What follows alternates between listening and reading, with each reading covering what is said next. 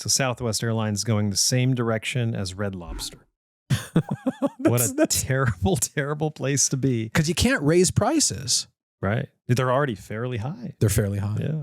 $249 to fly one way somewhere. Yeah. Doesn't sound all that cheap. Doesn't sound to like a me. deal. And especially when I have to go sit next to a crying baby and my son, who happens to be over the age of selection, right, for being able to come with me onto the flight, right, could end up sitting somewhere far from me. Before, it was a mad dash. I'm A, he's B, you're C. Before that, it was just like, everybody get on the plane, choose your spot. But now they're trying to monetize the seating. They're going to advertise more leg room, when you can get on the plane. So Southwest is fighting with a sort of grim reality. One, they're getting squeezed by other discount airlines, a la Spirit, JetBlue, Frontier. There's so many others. And they're sort of getting squeezed into a position of not necessarily being a low-rate carrier, but really a carrier that markets itself to the middle class. But middle class ain't moving. Herb Keller, the CEO of Southwest Airlines, a very famous man, right? He believed that the culture that he engendered and built at Southwest Airlines would last forever. And I think investors did too. But it turns out that that culture of cute little raps and songs when you first get on the airplane, and that spirit that every employee has, and this sort of seat yourself model couldn't defeat the economic reality of a shrinking middle class in the United States of America. It reminds me of the early 2000s General Electric. General Electric thought that engendering a culture of empowered leaders would somehow save the company. But it didn't. Because when you're a publicly traded company, you don't answer to the leaders inside your organization. You answer to Main Street. Main Street is the one who's paying your paycheck. So when you don't meet earnings expectations for the street, right? You're held captive by Wall Street, but who's buying your stock is Main Street. When there's that disalignment between the two, when your message and culture doesn't resonate with Main Street, and the earnings expectations don't align with what Wall Street predicted, boy, oh boy, oh boy. Right? You're all getting squeezed because your middle class customer is no longer middle class, right? They're actually somewhere towards the bottom of the economic spectrum. Right. The rich, although the number of them has grown, right? That 1% controls 99% of economic activity in the country.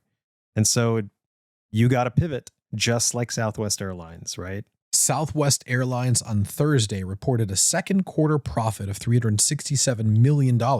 Sounds good. A 46% drop for the same time a year earlier, despite record quarterly operating revenue. And this is what we talk about in the fraternity with small business owners. We talk about two things, two core values. One is customer selection, market selection. Right. Your targeting needs to focus on the higher end of the income spectrum and not on the lower end of the income spectrum if you want to survive. We also talk about smallness versus bigness. If you stay small too long, you'll be gone in a song. And that's what Southwest Airlines is being ripped for. There's a hedge fund called Elliott Investment Management. They've amassed almost a $2 billion stake in Southwest Airlines. Well, that's a good reminder for everyone that you got to serve somebody. Everybody's got a boss, right? When you're the CEO of a publicly traded company, you seem high and mighty, but your investors, Elliott Management in this case, they tell you what to do, or it's your head. Somebody says like, just keep trucking, just keep doing what you're doing. You'll get to the destination. Yeah, that's true if you're a W-2 employee. If you're a creator in an economy and not a contributor, then you have to learn to pivot.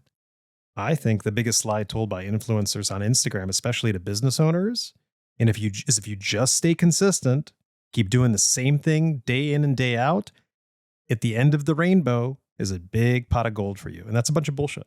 Yeah. I think if you're looking for advice from influencers on Instagram, you're already in big trouble. Yeah. That was your first mistake. Now, there are some people to look to for great advice on Instagram.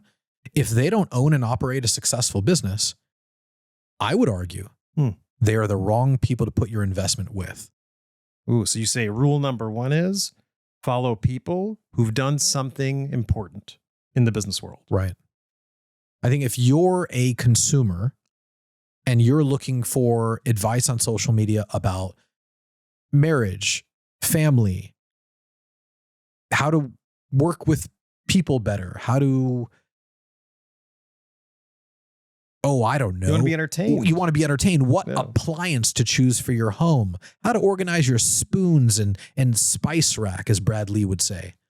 Look to social media for advice on those topics.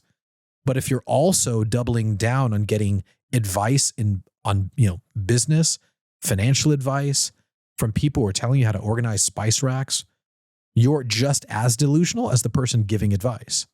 But what do I know? I've only built $1 billion business. Great advice. We're out of here, boys. We'll see you next time.